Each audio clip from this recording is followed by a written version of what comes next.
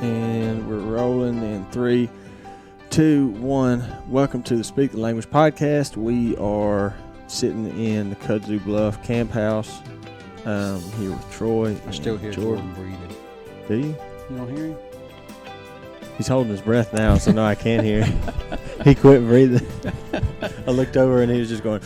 Well, we all three of us spend so much time with headphones on. When you hear that, the first thing you do is you look around and go, whose wireless mic is getting wind in it? And then you're thinking, we're inside. What is that? I wasn't here. I thought I heard it. Well, I got started talking, so I wasn't paying attention. I don't know what. I don't hear it now.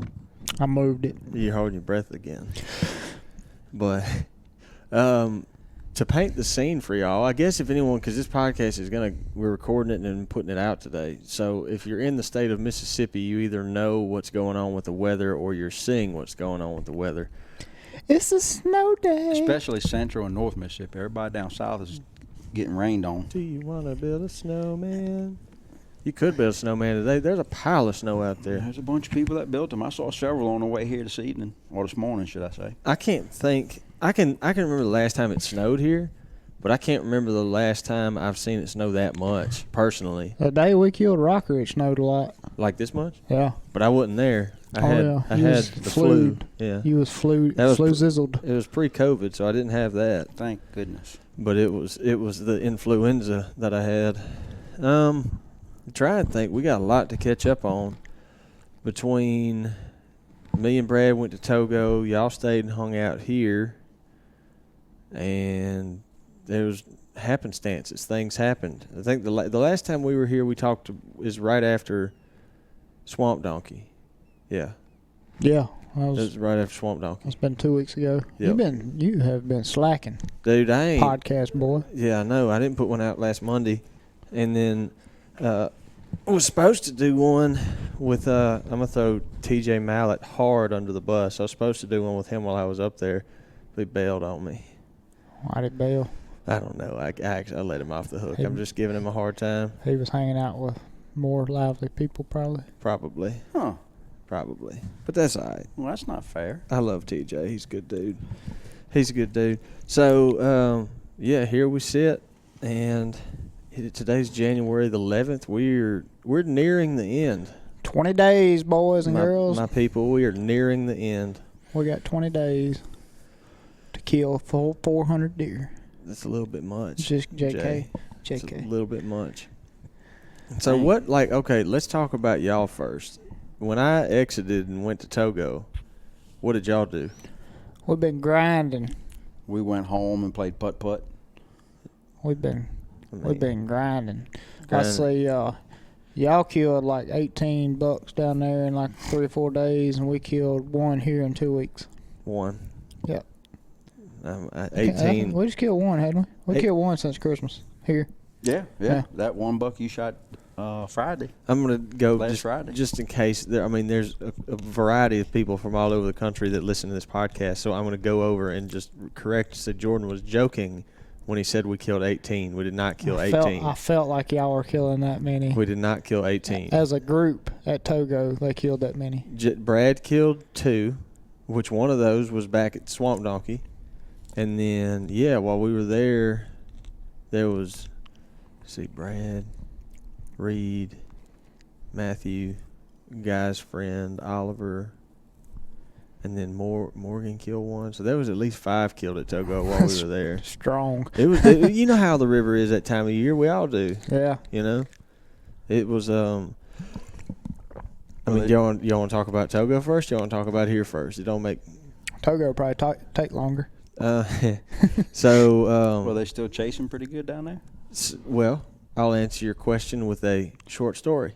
There was I got there and Brad was like, man, we hunted the first day, hunted out of a lock on that morning, didn't really see all that much. And then that afternoon, I'm trying to remember what we did the first afternoon, but we didn't kill anything. And second morning, he was like, man, I got a spot that I feel really good about. And he was like, you did bring your climber, didn't you? I was like, yeah, absolutely.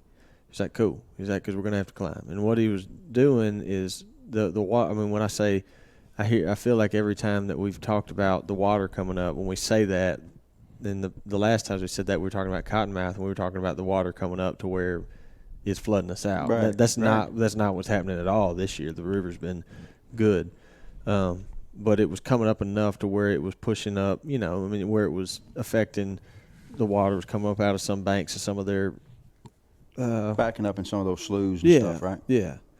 And so there was this pinch point that he found that he knew about that was caused by some of that water coming up, and he wanted to get in there on the edge of that and climb. So that's what we did. And we'd seen, I think, like a doe, and, you know, we'd seen like a spike, and then we saw a 3.5-year-old buck. And when we first saw him, we didn't know what he was. We just saw a buck walking through, and Brad grunted at him, and I'm talking poop on a string right to us. And then we was like, oh, he's younger. So we let him go, and it was probably, I want to say, like 8:30, 9 o'clock. You know, sun's up good. It was a clear day, and I think Brad and I both caught it about the same time. You know, when it gets early like that and the sun's high, you'll catch the sun will glare off a buck's antlers, and that's what caught my eyes. Like, you know, about that time, Brad's like, buck over there.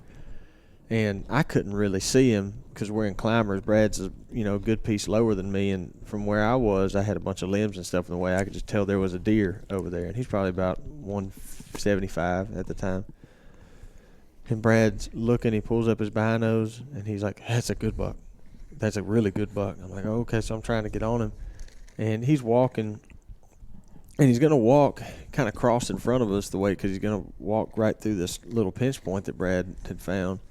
And he walked out, and Brad grunted at him. You see him kind of stop and look over at us.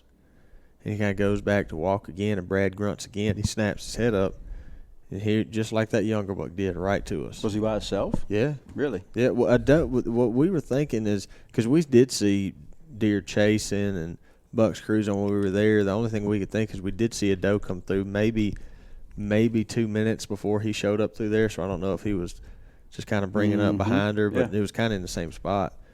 But it was one of those deals. He started coming, and neither Brad nor I, because he ended up shooting the deer at like 40 yards. I like them kind. Yeah, like 40 yards. No matter if you're shooting a gun, a bow, a crossbow, yeah, you're throwing sticks at him. 40's good. When he's, when you started him off at 175, and he's grunting and come right to you, and he was so, I guess he was so got keyed up. Brad tried to stop him probably at about 70, and he went, meh. And when he stopped him, the deer turned to him and almost faced him. So obviously he was like, crap, and he didn't have a shot. Yeah. So he had to let him keep coming. And he was just keyed up. And I was so focused on videoing that I didn't really pay too much attention to the deer. You know how Brad is and how Togo was run. Brad said he was so caught up at trying to make sure the deer was the right age because it was a 10-point. And the rules at Togo is you got to be like 5. It's just like Cottonmouth, 5.5 or older. And so he shot him, and we're like, man, that's a great deer. And we had no clue how big that rascal really was until we got to him. Yeah. Gotta love them kind. The opposite of ground, what's that, ground shrinkage? It was the opposite of that. That would be ground growage. Ground swellage or whatever. But, yeah, that was about as just a picturesque river hunt, I mean, we could see the river from where we were. We're sitting on the edge of this backed-up slough. No river buck comes walking through there, and it was just. Did you hear any turkeys gobble? Not that morning. We did 2 mornings later. And then, like I said, we did not kill 18 bucks, but we were in deer. Did you put a pin on that Onyx site of where those turkeys were gobbling for this spring? Mm-hmm. Good. Yeah, I know right where they are. I just like the way you're thinking. Because that's what Brad was like, man, if this river's doing looks like we're going to do, we can definitely come here and turkey out in the spring. I was like, noted. Noted. Did you put a Onyx spot there where we can find it from the river in case Brad doesn't know we're going? In case we're just slipping there? Yeah. Yeah, I can get you where you need to go. Don't worry. Because there are those mornings where sometimes he just don't want to get up. Yeah. Yeah. Yeah, we don't need Brad. I was tracking him the whole time. I know where all that stuff is. That's what I'm talking about. Yeah, it was with that one. I think it was either the next morning or 2 mornings later. It was another. We weren't looking at the river this morning, but it was the same kind of deal. Though there was a slough that had come up, butted up next to this lake, so it made a really narrow funnel through there. And right across that lake, there was probably 4 or 5 of them just all wadded up together. Huh? God, that's fun to listen to, especially in that river bottom. And that morning, I'm not. Again, I know saying the deer were just right that week. We had 2 bucks. They showed up together, and one of them was like a 3.5-year-old 8-point. The other one, I thought Brad was going to shoot him because we were bow hunting at this point. Big, wide 10-point, and he comes in. He's like 25 yards, and I'm still. By the time he gets 25 yards, I'm still thinking Brad's going to shoot him. I'm like, yes. I look over and I kind of glance over, and the bow's still hanging on the thing. I'm like, what's going on? And Brad holds up 4 fingers, like telling me the deer's 4, and I just got in that mode. I was like, yeah. I was like, okay, whatever. But it was it was beautiful, that whole trip. And then we went back to, I know I'm kind of condensing this, but we got to go back over to White's at Swamp Donkey because Brad didn't get to shoot his big deer over there. And y'all had seen that big Have 7 an opportunity at the big deer, yeah.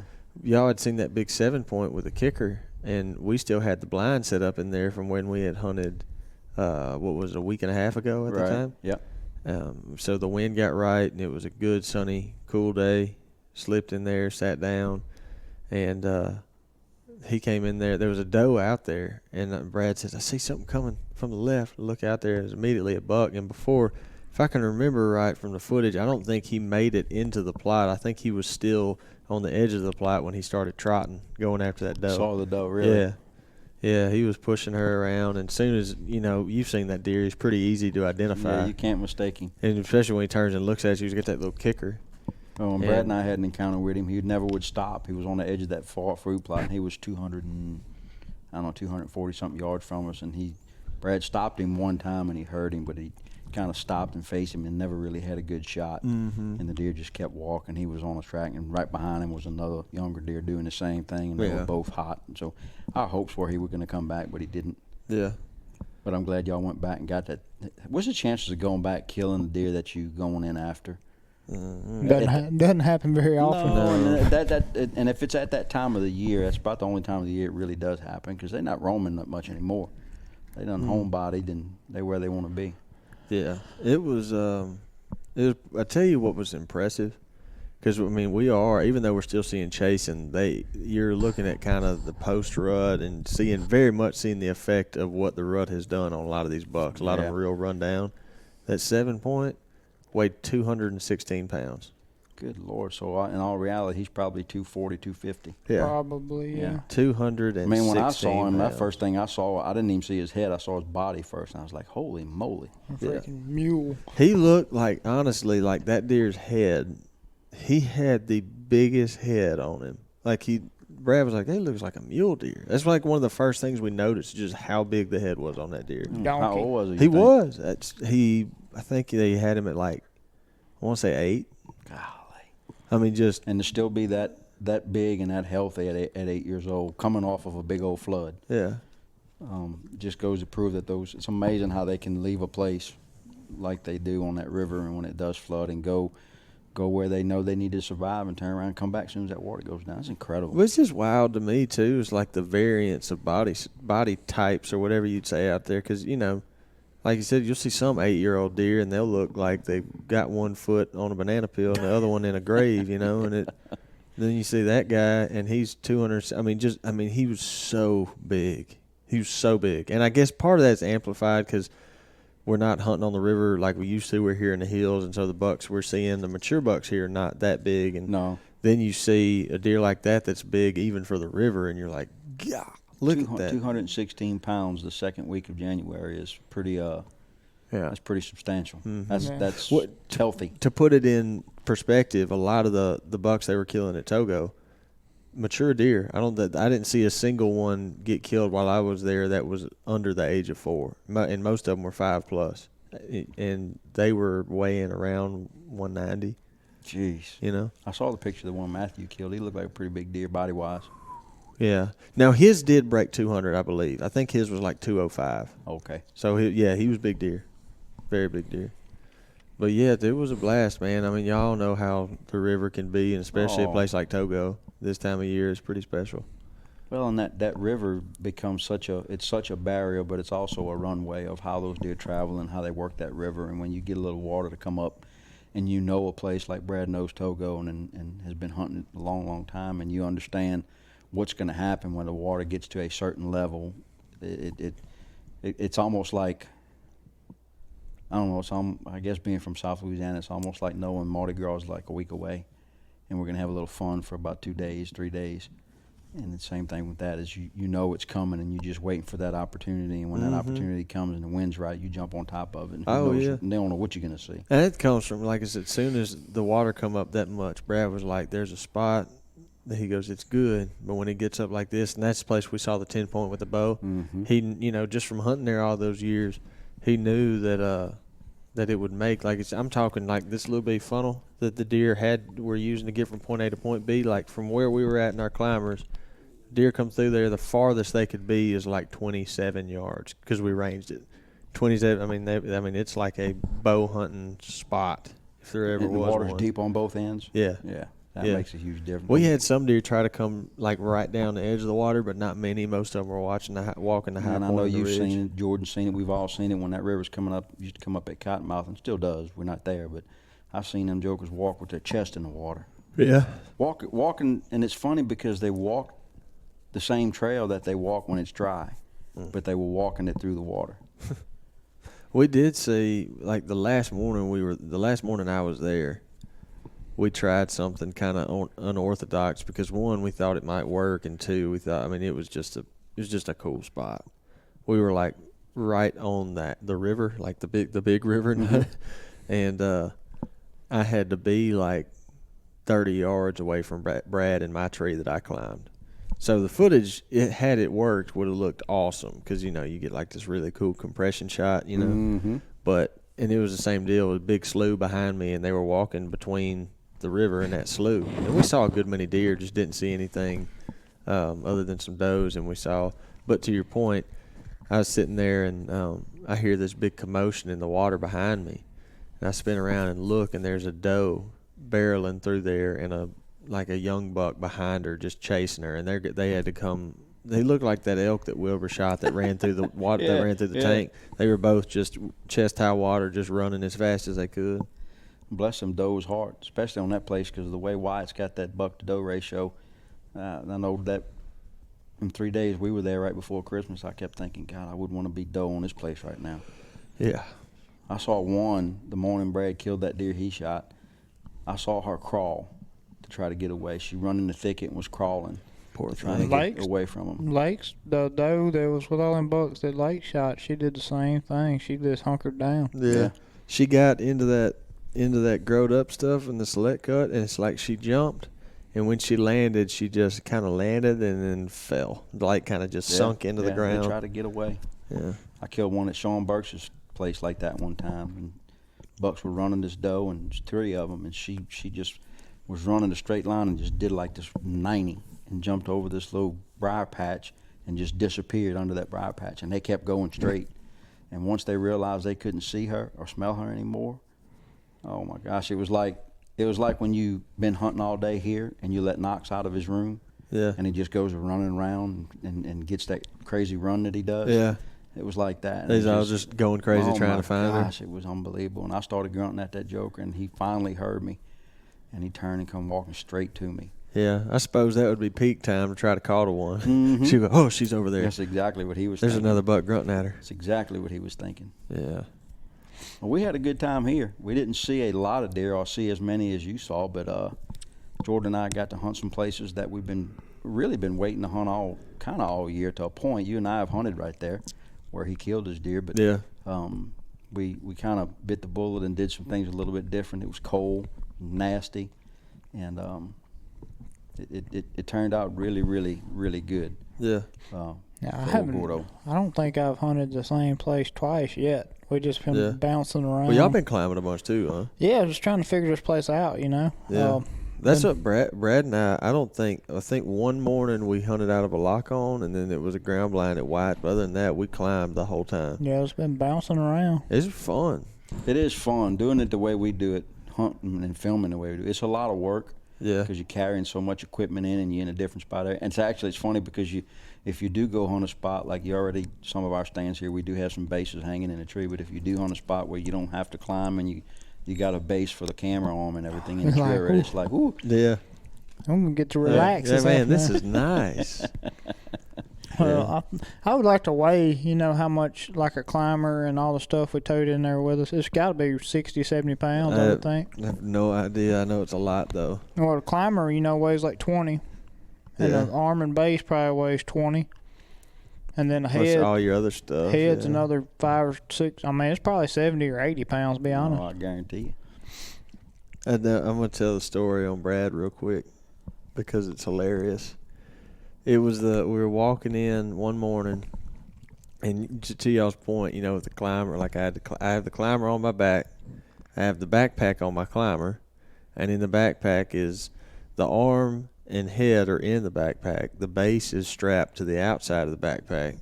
I've got my right hand, I got my big camera. My left hand, I've got my little camera. I mean, I've got stuff, Mm-hmm. And I'm walking, and we're walking in, and I can't see anything. It was before daylight, especially. I mean, I'm not going to use a headlamp anyway. Brad especially ain't going to use a headlamp. And I stepped on a twig, and I spun around, and Brad spun around, and I got a look. I was like, oh, my bad. I'm sorry, man. I'm sorry. Be quiet. And so we kept walking, and we get to the spot, and we pick out our trees where we want to climb. And so I take my climber off, put it on, start getting everything ready. And Brad starts doing the same. And he got the bottom of his climber put on the tree, and he was putting the top one on, and it looked like he got it finished. And it's so dark, all I can see is a silhouette, I mean, it's still well before daylight. And he gets the top one, he kind of clips it on, he spins around, and it must have not been on there good. It fell and clang, I bet he didn't hear nothing about that. And all he did, like he turned around and he just looked at it, and he didn't say a word. I didn't make a sound. I could feel the irritation coming out of it, and I started laughing.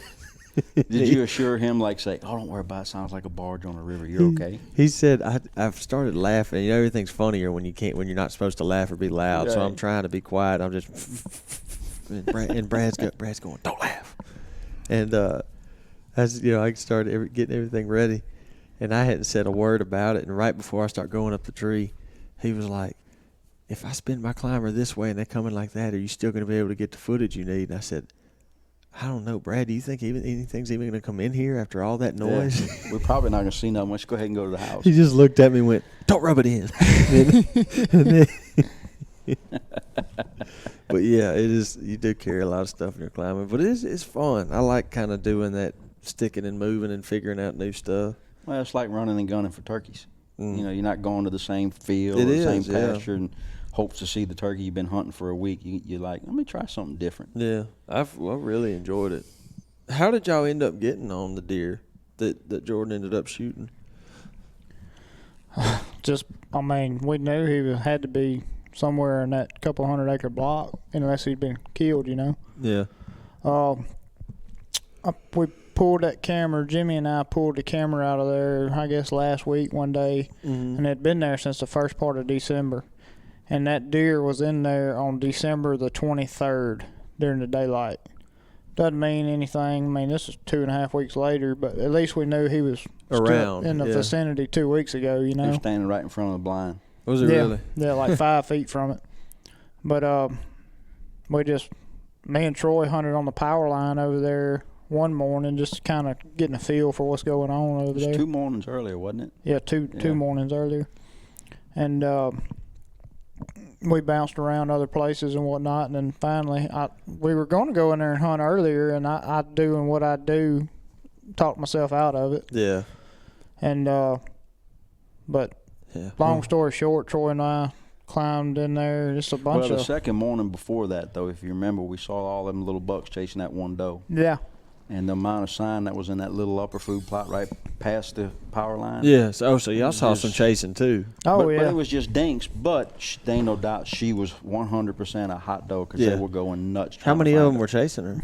4 or 5. 4 or 5. Really? Mm-hmm. Not at once. They were all like just trickling through there. There was one right behind her, then another one came, and then they were all kind of cold trailing. Interesting. But it kind of got interesting there for a little bit. Troy and I got down off the power line. We're walking off in those big hardwoods in there, just kind of looking, and we're going to walk up to the cedar tree patch and just see what's going on sign-wise. You remember where you and I talked about climbing right before you get in the flume plot, take a left on that trail right there? Yeah. Well, if you go right there, it got that line, and it drops off in that bottom. We were thinking about climbing there. And Gotcha. We were going to go down there and pick out some trees, and we couldn't get down there without having to stop for bucks coming out there, like little spikes and stuff. We sit down twice. Yeah, every time we'd go about 10 yards, you'd look up and here comes another deer running at us. I'm Holy like, smoke. But It's interesting. yeah, 2 days later, afternoon, Troy and I decided to go in there and climb, and it ain't all. I mean, we were in, like, I wouldn't have climbed there like trying to bow hunt or nothing. It was just strictly just trying to catch one before he sees you or Using a light pole. Oh gosh, yes, Yeah. like 15-inch round pine tree. Every time you move, it moves a foot. The funny thing is, we get there and go to climb up the tree, and Jordan goes, "Hey, look up there." The tree that I was fixing to climb, 'cause Yeah. it was in separate trees. I look up, and there's a bow hanger up there about 30 feet. Was Yeah, there really? Been there for Ain't no years. telling Yeah. how long it's been there. That's funny. It was probably there before they thinned them pines. That would make more sense, because anybody trying to bow hunt out of that tree, I mean, no. Bold strategy. Yeah, you good luck. It's so funny how often that happens. I guess one of them, it's those hunters think alike deal, but you get up there like, oh, someone hunted But here. you know what, too? I would say this about that spot. Outside of deer being in the food plot, you know, if you look at it from the sky, when anybody ever sees this footage next year when we air, if you look at it from being in a tree, it doesn't look very thick down in there, but you get on the ground, those goldenrods are 8 foot tall. Yeah. And it's pretty cool to watch that deer Jordan killed. He's walking to us, and those goldenrods are going through his horns, and he's breaking them as he's walking and pushing them out the way. Yeah. I've seen, you know, So I just wonder if they really can see you as much as you think they can in there. And it was a cloudy day, so we were both like, crap, Sticking man, out, this would yeah. be hard. If they would have came in the food plot, we'd have been done. Done. I mean, yeah, if any does or whatever would have showed up first, we'd have been having a blowing fest probably. Oh, but no. We wouldn't have. We'd have blew one, all right. that was a lesson that who taught it to me? It was probably Keith, but he was talking about same kind of deal. He was, you know, you get in pine plantations like that, you know, from the ground level, it does look, you're like, you can't see 20 yards in here. And But- you get but 30 foot up in a you get tree. 30 foot up, and the deer move around because they feel secure in there, and you're like, I can't see you. Oh, yeah. But But we were sitting there, and it was me and Troy were talking about something other. But anyway, I like just 100%. I hear a deer grunt. I'm like, Okay. Troy, I hear a deer grunt. I don't know where he is. I think he's that way. But 100% I heard a buck grunt. Mhm. And I go to just looking, trying to find some movement, and I finally see him. I pull up binoculars, like, yep, that's him. that was him grunting, you think? Yeah, Oh, no, that's he awesome. was grunting coming to us loud. That's awesome. But- Had y'all been calling, or he just No. happened to be coming your way? I guess, like, the only thing we can figure, either a doe came through there before we got there, or she snuck through there without us seeing us while we were sitting there. How long have y'all been sitting? An hour. Huh. Okay. But it was him and a spike behind him. That's the only reason I think he was really looking for a doe, because that spike was with him. You know. yeah. But that sucker, he was coming right at us. Like, I was like, he's going to pop out in the food plot at 40 yards. And he didn't. He took a hard 90-degree turn and started walking away, or not away, but to our left. I was like, he's not coming to the food plot, Troy. I'm just going to have to stop him whenever I get a hole. Mm-hmm. He walks across that road me and you found this summer that we didn't never get cleaned out. Yeah. And I tried to stop him. He didn't stop the first mank. I manked louder, and he finally stopped, and I had like just a pie plate of a hole, but it was right there at his shoulder. Sure. And shot. He bucked. I'm just racking the shell, just like yeehaw, you know. Yeah. And I thought I smoked him. Yeah. And Troy's like, shoot him again. I'm like, huh? And I go to look, and I see him walking. Yeah. I throw a shell out, get another one jacked in there, and at this point, I'm just like, I know I hit him that first shot. I feel like I did, and I'm just trying to, you know, when you can still see him, why not? Yeah. Just Yeah. Keep shooting at him. Absolutely. But I shot him again, and it acted like it didn't faze him. I was like, what in the crap is going on? Yeah. And I was like, Troy, did I hit him that time? He's like, no, shoot him again. But I shoot at him the third time, and that gets him running. And but long story short, we got up here, didn't find any blood. Like I was baffled. Troy was baffled. We came and looked at. You sent me a clip of the footage that night on your cell phone. I was watching. I was like, "What in the world's happening here?" Yeah, and we looked at it on the TV and the computer, slowed it down, zoomed in on it, and I mean, it looks like I hit him the first shot, like up around the front of his body, like where it should be, you know. Yeah. And it looks like I hit him the second shot. Well, I'm like, I definitely hit him. Yeah. But can't find a lick of blood, so I was like, I'm going ahead and getting somebody with a dog. Like, yeah. That stuff, you ain't body searching in there, you know. Yeah, you ain't gonna see them unless you just get lucky. Yeah. Mm-mm. But we got up with Ben Ward. He's a guy that tracks deer for people with dogs. Yeah. And an outstanding guy, man. He just got 3 dogs. He loves them dogs like his kids. And, man, we got over there and never did find any blood. Ben finally found some blood, like, right before we found the deer. And what did we go, 2.69 mile loop? We went almost 3 miles, but each dog on their tracking collar, because he can check each one, Yeah. each dog went a little bit over 10 miles. Yeah. But, Yeah. yeah, it was a crazy. It's funny because when we got to the deer, we all sat right there, and I was doing all my things shooting, and I didn't really think about it. But I looked up, and all 3 dogs were just curled up in a ball sleeping. They just give out. Like, yeah, within a matter of 5 minutes of finding the deer, the dogs were asleep on the ground over there. They just had whooped, but they worked their butts off. And they had worked the night before too, because they were south of here Yeah. when we talked to him, and he was actually at our retired governor's place finding the deer for somebody that killed a deer on their place, on Phil Bryant's place. Yeah, they were on that WMA down there. Mhm. Oh, okay. Yeah, and but anyway, they've been running all night. It's Yeah. a pretty cool deal. And you said his dogs had found a pile of deer this year for people. Mm-hmm. 80 something That's crazy. tracks that, Yeah. that they found deer on. Yeah.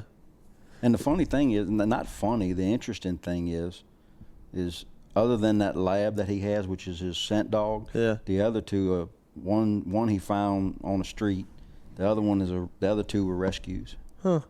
And each one of them's got like several different percentage of pedigree in them as to what they are. Huh. Yeah, That's funny. He's had them DNA tested. So he knows like, what he's got. Like 2 of them are like, he's like, yeah, they're 100% mutts. Yeah. They got a little bit of everything in them. One's got Chow, one's got German Shepherd, and he's got like 2 or 3 others. And he said the rest of it they don't know because there's not enough evidence in there to tell. And he's That's like, funny. he says, ain't no telling how many mamas and daddies he's got. Ain't no But telling. what was unique for me is when he pulled up here, you know, I was videoing Jordan talking to him and everything, and I'm looking in the back of his truck and I don't see no dog box. So I'm thinking, where's his dogs at? He said he was bringing 3 of them or 4 of them, I don't know, and opens the door and they're all in the truck. And he says, this is their truck. I just drive it. Yeah. And he's serious. He said, this is their truck. And he said, man, and his little young dog, which was it was his first year tracking, he actually wound up leaving him in the truck. He stayed. The little dog didn't want to go. He had been running all night. He was, I guess, tired. But he told us a story about that dog when he found him. He didn't have any hair on him. He had a big old gash in his head. And man, you ought to see that dog now. He's beautiful. Yeah. And It's funny. That little dog got up to the truck. Ben was like, let me have a conversation with him, see if he wants to go or not. And he was like trying to get back in the truck. He was like, yeah, he's wore out. Let me have a conversation with him. You know what's crazy to me is I'm not sure which ones, but there are some states that do not allow you to track a deer with a dog. Man. I've never understood that. man, Because think about that, y'all. What to are the me, chances? that's the same. That's like the same rule where farmers can get deprivation permits to shoot deer, but they can't pick up. They the can't deer. pick them up. Yeah. Why? Doesn't make any sense. That's what I'm saying. Like, what do y'all think the odds were that y'all found that deer had y'all not had? 0. Zero. Yeah. 0%. And so I mean, that- we'd eventually found him right where but he was I during probably turkey would've season. Never found him, me. Well, I'm not talking about Yeah. right now, because Yeah. we probably would have never went back and looked after spending almost 7 hours with those kind of noses. But no, we'd have never found that deer. Man, there was nothing to go off of. Yeah. Because the first shot really just glanced his, if you want to call it, his shoulder. I mean, it's like if you just barely touched him with a knife and just barely cut the hide. Yeah. And it What- just, what It y'all was weird. think? I don't Yeah, know what if do you I think? hit something or what, because it was just like with the angle I was shooting at him at, that like where I hit him and grazed him, it should have went in Well, his that's cavity. when you told me, because I talked to you on the phone, I was like, what happened? After you found the deer, I was like, could you tell what happened? You said you know, grazed his shoulder. I was like, the how? reaction of that deer. You remember the one I shot at Cottonmouth with my bow and I hit him in the throat? It hit his shoulder first and then went to cut his throat. He reacted just like that deer, because if you remember, that deer that I shot jumped up, kicked and bucked, hit the ground, and then just started walking off. Yeah. And I never got another shot at him. And that's exactly what I thought. I was like, man, that deer got hit in the front end or something. Yeah. It's weird. You don't ever know. You know, you think you And it sucker ain't that punch one, Jordan. And it ain't that Jordan made a bad shot and his gun was on because he shot it. You got to remember, we both were in trees that were 12 inches around. That's what Jordan. And it was blowing 25 to 30 that day out so of the northwest, and that tree was just rocking. So you're back trying and to forth. shoot while the tree's doing the wave. Yeah. Yeah. and you don't even. I didn't even notice it until we were replaying the footage, and I'm like up there swaying. Yeah. That was pretty. Like But I you can tell how bad the trees are moving by looking at my footage. It looks like I ain't never done this before. It's gonna take some fancy work in the edit room to make it right. But But long story short, I made a bad shot, no matter how many excuses I make, but we got the deer, and because of dogs. made 3 bad shots. Troy was going three bad shots. 3. Well, it started Hey. with one. The funny thing was, One bad when turns it was, into was 2 all bad said and shots. done, he says, "Man, I got to reach in my backpack get more bullets." Well, I was empty. Yeah, I love it when we I'm say run that. out. I'm run out. Well, I'm glad y'all got him. I mean, that's. Well, I am too. I'm and glad y'all got him, and you were able to use the dog. So, like you said, you were able to get him, and he was still, because it was cold, and it wasn't. There was nothing Yeah, it wasted. froze that yeah, night. Oh, he's hanging in the cooler. yeah, And He's the other perfectly amazing fine. thing is, to me, is just, number one, we made a new friend. And it's amazing when you start talking to somebody like that who does what we all do, and he knows half the people we know. And he's actually he's in a hunting camp not far from here where we're at Kudzu Bluff. yeah. So he knows this area extremely well. And he started telling us about places he tracked deer already this year, and we're like, well, dang, that's just right across the road from us. Yeah. So we already hit him up on some turkey spots for this spring. I just like knowing that he ain't far away, because No, I'm he's like, not. hey man, we might need some more help here in the future. To me, calling people that have dogs like that is like calling the wrecker man in the middle of the night when you got a flat tire. Yep. And you know he's coming. He's like, Hey man, need you to come bail me out. Need to Yep. find this deer.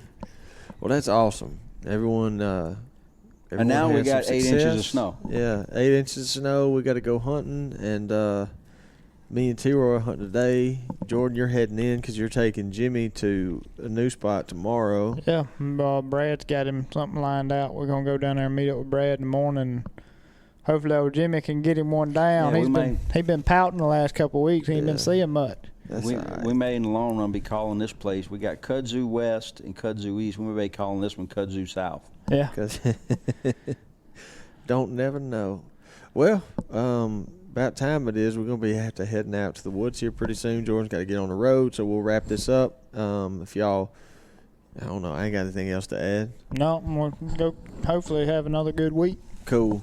Hope y'all enjoyed this episode as much as we did. As always, if you have any questions, feel free to send them in. And as always, thank you for listening to the Speak the Language podcast.